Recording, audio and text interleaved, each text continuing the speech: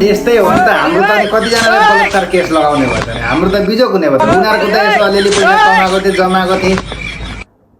पैसा तिरेर भए पनि निक्लेला उही पैसाकै लागि त होला नि यो सबै बलात्कार गरेको यो गरेको त्यो गरेको भनेको होइन 1 वर्ष पछाडि नत्र के को लागि केस गर्ने जरुरी छ पैसाकै लागि हो नि होइन दिदी बहिनी हो कि दिदी हो तिमी पनि काम भएन रहेछ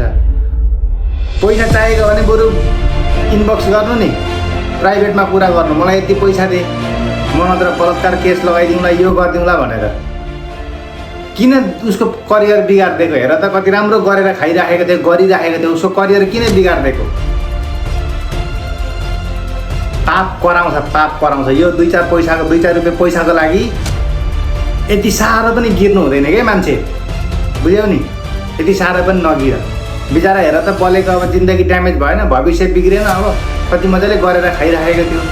फिल्म इन्डस्ट्रीमा राम्रो चलिराखेको थियो गरिराखेको थियो मेहनत गरेको थियो मेहनत गर न मेहनत गर तिमीहरू पनि मेहनत